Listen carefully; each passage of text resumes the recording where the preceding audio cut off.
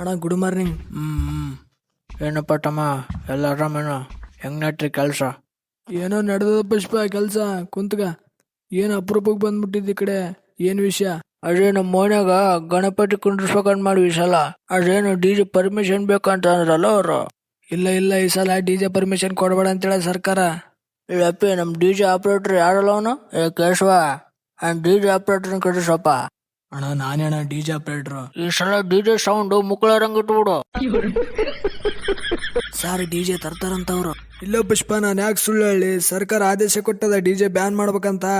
DJ ಮುಂದ dance ಕೊಣಕ ನೀವ್ಗೂ ಬಂದು ಬಿಡ್ರಿ, ಮತ್ತೆ ಬೇಕಿದ್ರೆ ನಿಮ್ಗೆ ರೊಕ್ಕ ಎಷ್ಟು ಬೇಕೋ ಅಷ್ಟು ಕೊಟ್ಟು ಅಂತ. ಹಂಗ ಕ್ವಾರ್ಟರ್ ಗೀಟ್ರು ಬೇಕಂದ್ರೆ ಕೇಳ್ರಿ ಮತ್ತೆ. ನಂದೇನಿಲ್ಲ ಪುಷ್ಪ, ನಮ್ ಸಾಹೇಬ್ರನ್ನ ಕೇಳ್ಬೇಕು ಮತ್ತೆ. ಓಹೋ, ನೀವು ಈ ದಾಳಿಗೆ ಬರ್ತೀರಾ? ಓಹೋ, ಹಂಗ ಆಟ ನಿಮ್ದು. ಸಾರು, ಈ ಸಲ DJ ಮುಂದ ನೀವು ಬೆಳೆ ತನಕ ಕುಣಿಬೇಕು ನೋಡ್ರಿ.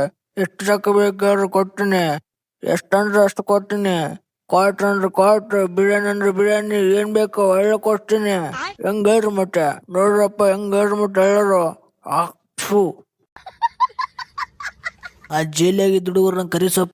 ನಡಲಿ ಅಣ್ಣ, ಕರಿತೀನಿ ನಡಿ. ಅಣ್ಣ ನಮಸ್ಕಾರ ಅಣ್ಣ. ಅಣ್ಣ ಆಯ್ತಾ ಅಣ್ಣ, DJ ಮುಂದೆ ಬೆಳತ್ ತನಕ ಕುಣಿತೀನಿ ಅಣ್ಣ ನಾನು. ಏನಾಯ್ತು? ಬೇಗ ಹೇಳ್ರಿ ಮತ್ತೆ, ಯಾ ಮಾತಂತ? ನಿಮ್ಮನ್ನ ಹೆಗಲ ಮ್ಯಾಗ ಕುಂದ್ರಿಸ್ಕೊಂಡು ಕಾಪಾಡ್ತಾನೆ. DJ ಪರ್ಮಿಷನ್ ಬೇಕಾಗಿಲ್ಲ, ನನ್ನ ಜೊತೆ ಬಂದ್ಬಿಡ್ರಿ ಮತ್ತೆ.